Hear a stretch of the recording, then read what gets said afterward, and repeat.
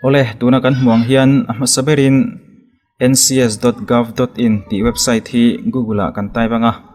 kan search do nani ani lo pon National Care Service ti hi Google kan taipanga kan search do nani ti chuan National Care Service website a hian kan luta tuna kan muang hian active job seeker na zong mek lai hi mi makta duai som chuang anom mek ani tin active employers hemi website na thok to nam hu mek ani ang chu mi singa le sanga chuang anom meka chumi ba ka chuan active vacancies post work ani mayang chu post work hi nuai khat le singruk chuang tundin huna hian om mek bokani National Care Service website a hian tuna kan hmong hian naruak sang te hi state wise te sector wise te tin others ti mang hian kan zong theya masaberin state and union territories a hian kan click anga ti chuanin state wise in naruak hi alo omani masaber a hian Gujarat ti oma chuta chuanin sangruk le zaruk somre pare vacancies oma Karnataka Manipur Telangana Haryana Meghalaya tiang khanin om thazelani ti chuan sector azir hianin agriculture te health department te manufacturing power and energy kan ti te civil and construction work education finance and insurance katiang department sector sang azir khan naruak kha aom boka anwai hian vacancies khain ziak zelani tin topa hian others ti oma heta hian government jobs chi sang tin ex-servicemen kan ti te jobs for women mai chitan bi ka tho turang chi te tin works from home jobs tiang chi te ina tanga tho thei na sang chi te kha vacancies om bokani engponi sela masaberin hemi website National Care Service a na zong tur emo na hutur chuanin registration kan ti masak photangai ni registration ti tur chuan masaberin new user emo sign up the option hi kan click don ani kan click zon huwa chuan registration ti lo oma register as ti lo mani kanin register dan tur hi select tur option alo oma job seeker ti te employer skill provider te counselor tiang khan omani tunchuma hian naruak zong kan ni wangin na zong kan ni wangin job seeker ti hi kan select don ani ti chuan fill up tur chi sang lo oma first name kan tiang chi te tin address te father's name date of birth ting chi sang te khalo omani uluk takin kan fill up anga tuna kan hmong hianin first name a kan hming last name gender te tin UID type a hian Aadhaar kan select theya pen card po kan select thei boka Aadhaar number kan type boka date of birth te father's name te tin highest education level te education te kan zirna both university te state district email ID mobile number password kan tiang chi zong te kha tin key skills si poimo ema hemi kan fill up azur hianin na kha kan hmun kan hmulo ve theini chuan a to bera hian security code oma kan enter anga chumi zo chuanin I agree to the terms and conditions a hian kan click anga to bera submit thi kan hmet don ani submit ti kha kan click zo hnuah chuan registration status alo oma chuta chuan user ID NCS National Care Service user ID kha alo oma anexa chuanin mobile OTP alo thleng don ani verification kan ti don ani kan mobile number a khan kan da khanin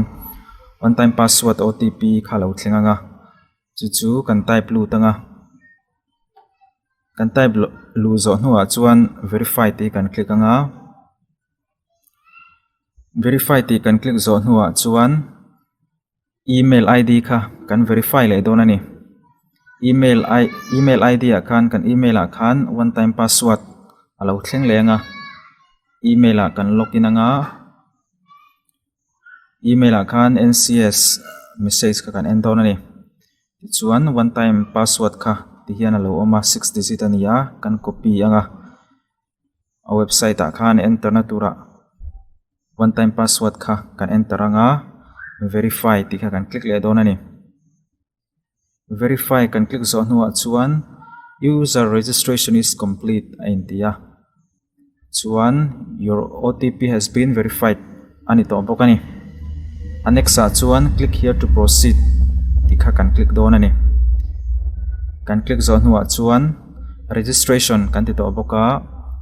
registration ID username le password kan siam mang khan kan log in don ani email akan lutanga ani lopon phone atang khan kan enanga message kan donga username kha kan copy don ani username kan copy a chuan login option a hian kan copy paste anga password hi nichina registration kan ti khan password kha kan siam chopa kami password kharin turani chim zo chuan kan sign in ang kan sign in zo nuwa chuan tuna kan hmuang hian search jobs ti lo oma na sang ka hemi option a hian kan zong theini kan type lu theini data entry teng chi te kan du kha kan zong theini chumi kan ti ma chuan kan profile kha check ma saila kan profile kha 85% complete in tia tuna hian chu akim lo vel te kha akim lo lai te kha kan fill up le don ani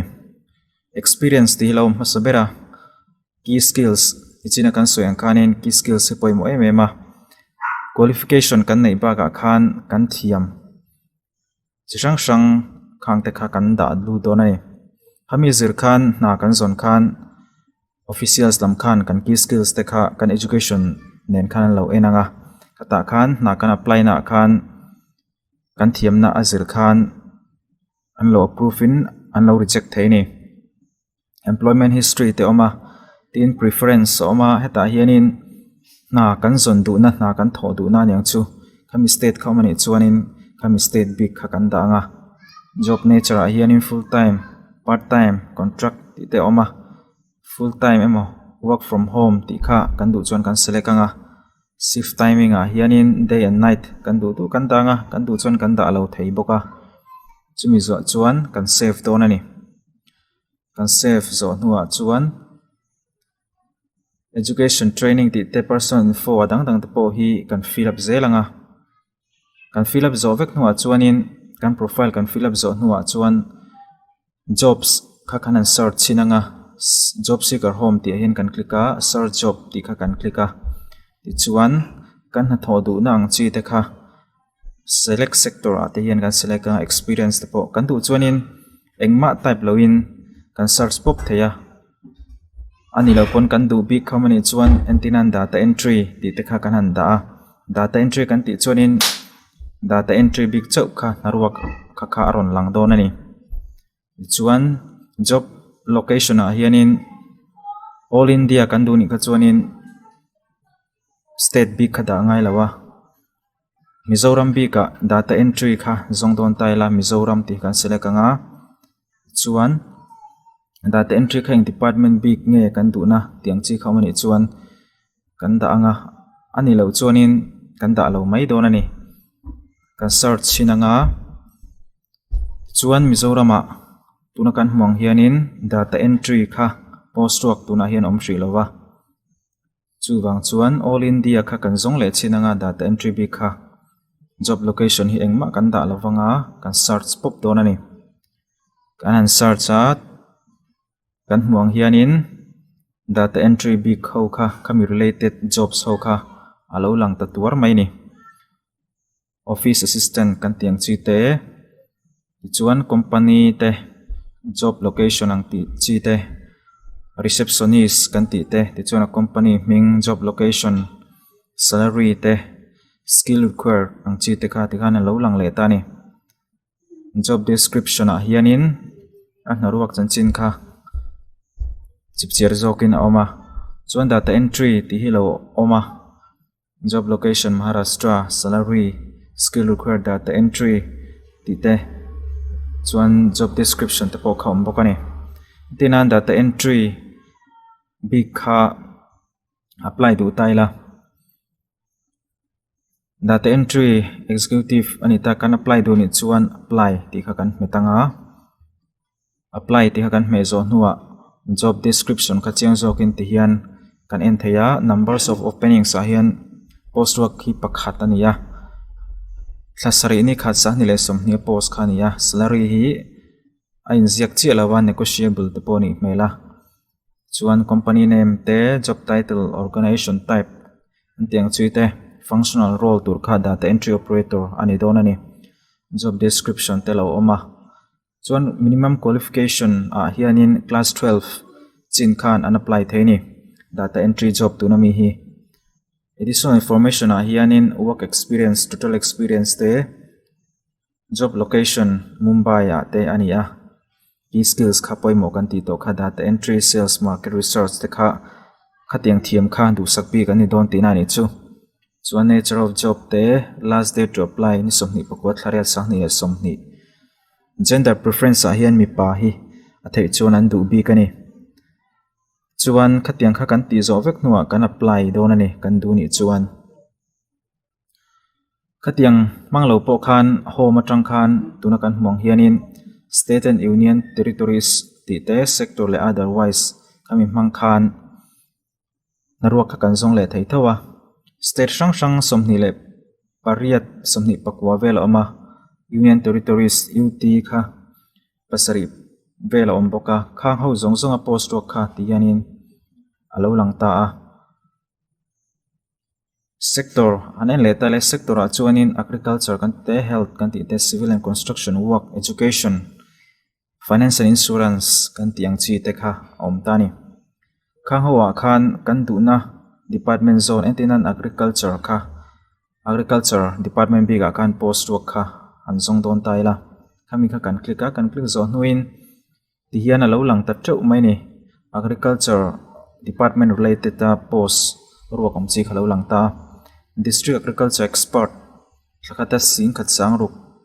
par anam zo kani kum khata a hlo tur zat khalo ma chuan district level human resource manager ti te district chief executive ti te head of operations ti te pion kan ti te office assistant computer operator pion kan ti ho kha naruak sang kha agriculture department nuai bika khan alo lang ta ni kan soeng khanin kan reply du ni kan apply du ni chun apply ti hianin kan click anga chuan kan va apply don ti na ni chu chuan others ti hi om boka others kan ti chuanin government jobs type te sarkar na te tin sarkar na kherlo te disabled kan ti arwal ban lo te tho chi kha katiang vacancies te ex servicemen te jobs for women me chi tho chi te tin work from home jobs kan ti te ina tanga tho thei na te katiang khala re me maya work from home in share market ti kha post work oma Rozgar India placement consultancy kami company a khana ruwa kani salary te job location te skill required tiang chi te kha om boka tin fresher tan hemi narwa ki dil theini job description kha chiang takin om boka apa ni na hianin part time and full time work from home ti te HR coordinator experience kum khata tra kum ngai kar te assistant supervisor te SBI credit card sales tiang chi te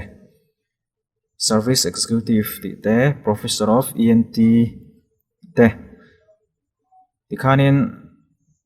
naruak sang kha a omani nichina kan soyang khanin kan apply do ni chuan apply ti kan met mai donani hemi hi works from home big kha ania ina tanga tho thei naruak khania kan thiam na zir khan naruak kha kan dil thei ani tin hemi search job kan ti tang po hianin or someday na dil theya keywords kan ti te job location kan reflect to na tho du na big state kan nei ni chuanin job location kha kan danga all india kan thok thei vekani kha chuanin da angai chuang lawa kan da bleng mai nga tin functional area te kan role du chi te kan post du chi te work experience kan nei chuanin kan sia ka nga ani lo kha chuanin du thlan bik kan nei lo kha chuanin kan search pop mai don ani narwak shim shim kha kan hmu du ni chuan na kan lo apply ta a chu mirwal chuan thil poimo em mai chu job seeker ti hi kan click anga job seeker hnuai hianin NCS ID kha download angai ni interview te kan ti khan NCS ID card kha ken angai thina chumi kan download ma chuan NCS profile update a hian kan update thin don ani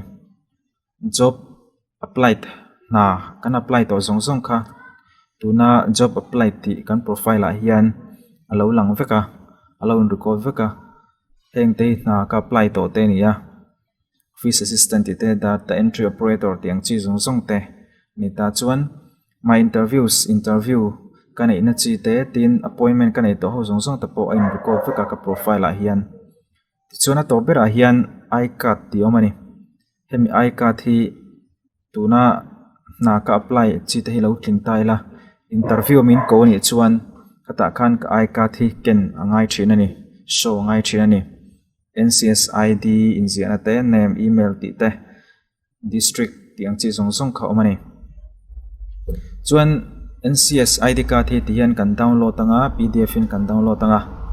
kan print out don ani kan da tha don ani Aadhaar card kan tiang chi khan ang khan pen card ang khan document poimo pakhat angin kan da tha don ani